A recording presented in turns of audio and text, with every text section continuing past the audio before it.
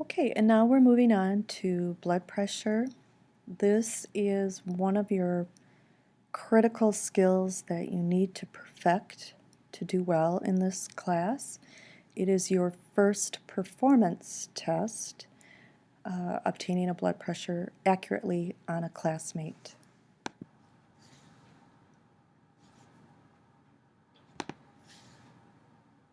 For your first performance test, as I said, you'll be obtaining a blood pressure on a classmate. For this performance test, you'll be following the American Heart Association guidelines for obtaining a blood pressure. This set of guidelines is a bit more involved than what you might have experienced personally when you go to the doctor. The American Heart Association guidelines are considered the gold standard for obtaining a blood pressure, and it involves a two-step process. The first step is to obtain an estimate of the patient's systolic blood pressure, and I'll explain what that means in just a moment. And then once you've performed or figured out what the estimate is, then you will obtain the blood pressure. So if you look in your manual, you'll find that there is a checklist for this performance test, and I believe it's also on Blackboard. And we'll review this in more detail in the coming weeks, so I don't want you to worry about it right now, but just be aware that we will be following those guidelines. Now, the definition of blood pressure I'll have you read in your book, but it involves two terms that might be new to you. The first one is systolic, which refers to the pressure exerted on our blood vessels when the ventricles are contracting. So that's known as systolic pressure. The other part of a blood pressure is known as a diastolic pressure, and this refers to the pressure on our blood vessels when the ventricles are resting. And so blood pressure is written as like a fraction, with the systolic number being on top and the diastolic number being on the bottom. And blood pressure is measured in millimeters of mercury. So that will be more clear to you when you actually look at a blood pressure cuff. Blood pressure is determined by a number of factors. You can review this in your book, but one of the main ones has to do with the thickness of our blood, or the viscosity. Another factor is blood volume. So if I said to you that someone had lost blood because of hemorrhage or a wound, it wouldn't be a surprise to you that because of that lower blood volume, the patient's blood pressure will also be lower. Another factor for blood pressure is known as peripheral vascular resistance, meaning that when our blood vessels are narrowed or constricted or maybe stiff due to disease, that will make it harder for our heart to pump blood, and so as a result you will have a higher blood pressure. So that's why people with hardening of the arteries, you may have heard of that condition, or a person with atherosclerosis in their arteries, those plaques impede or narrow our blood vessels. So that's why. Okay, as with our other vital signs, again, Kosher mentions some contributing factors for blood pressure, and I'll just touch on a few. Of course, one's health status will affect blood pressure, and certain diseases such as coronary artery disease, arteriosclerosis will certainly affect blood pressure.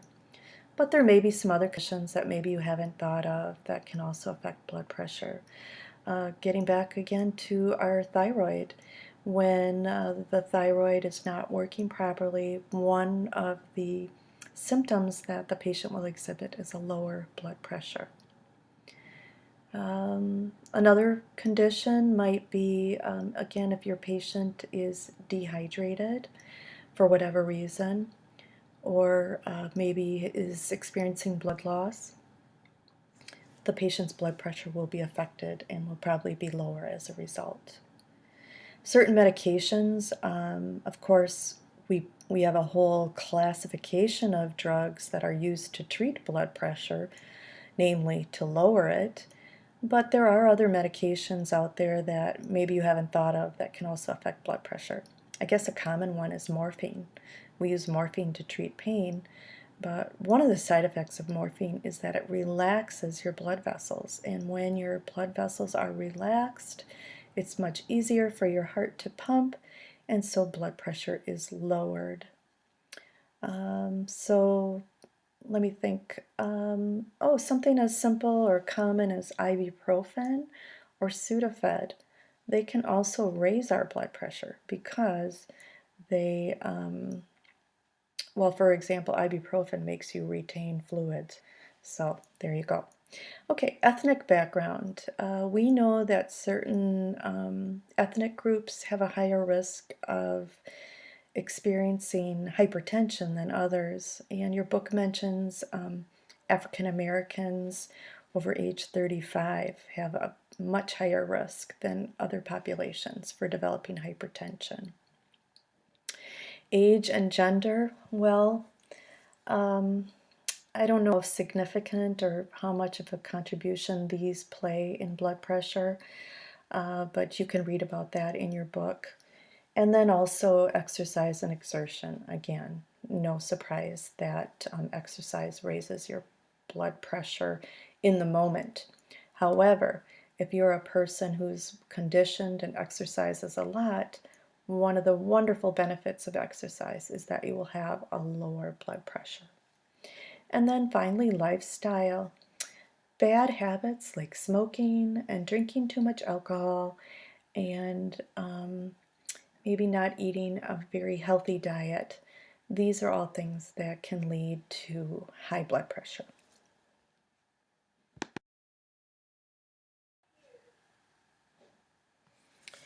Okay, as far as what is considered a normal blood pressure, in your book there is a table that you should refer to that delineates blood pressure being hypertension, pre-hypertension, and what's considered normal for adults. So you should probably imprint that to your memory because I can guarantee you will have to know it.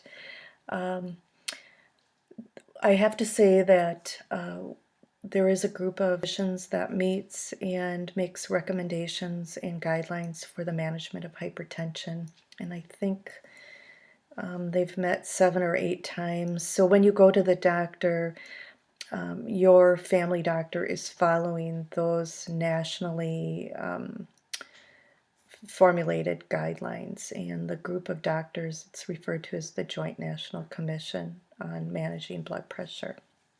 So that's just an aside. As far as lifespan, again, you can read in your book the different age groups, but for our purposes, you should probably just concentrate on knowing the normal blood pressure for adults. On this slide, you'll see some of the equipment that is necessary to obtain a blood pressure. You'll need a blood pressure cuff and a stethoscope. You might also need a towel just for comfort for your patient, to rest there on. And then you'll probably need like an alcohol pad or two just to clean off your stethoscope, just for infection control reasons.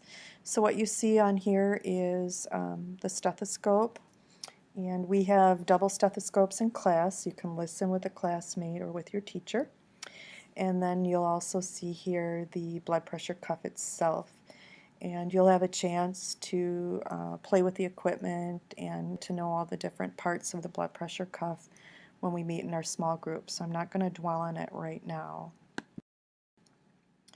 So again, as we're getting ready to take our patient's blood pressure, there's just a couple of things I want you to kind of rehearse or get ready to do each time you do it. So you're going to have to rehearse this a little bit.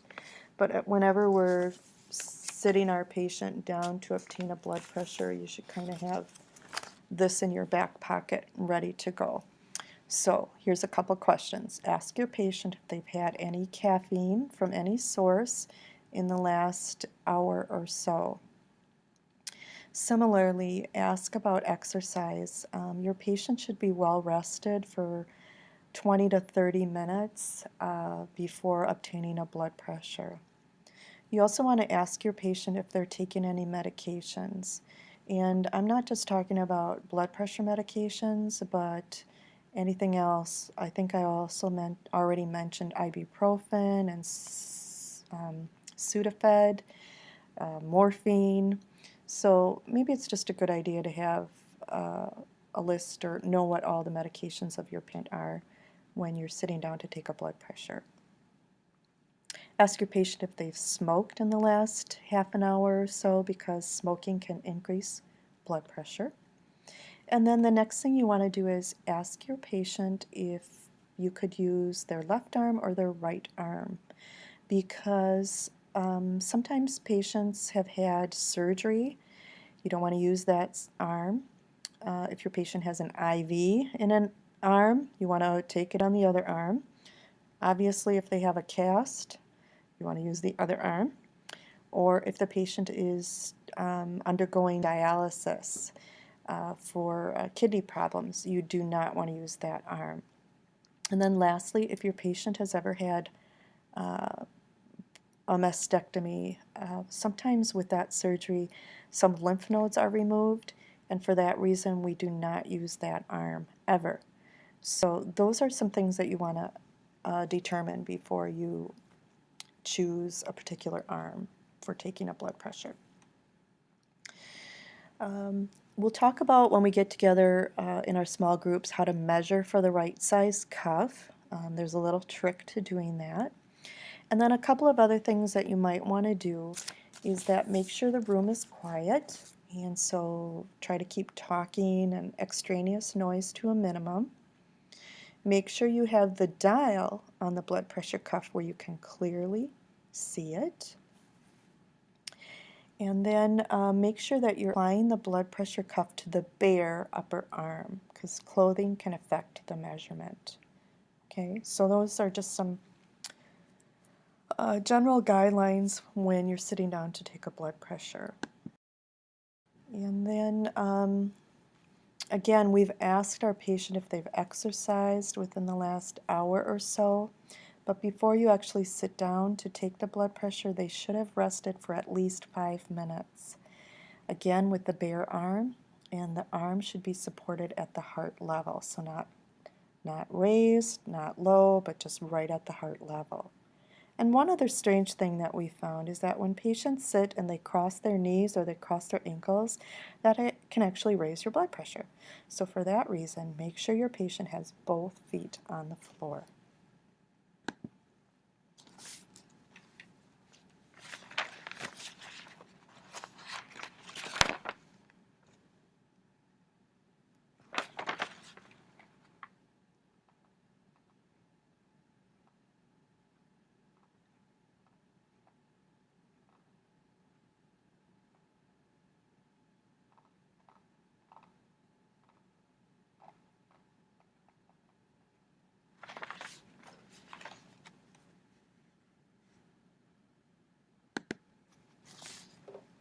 Now, when we come to class and meet together, we're going to be working on skill 29-6 in your Kosher book, but if you want to feel prepared, maybe you'd like to read that section in your book ahead of time.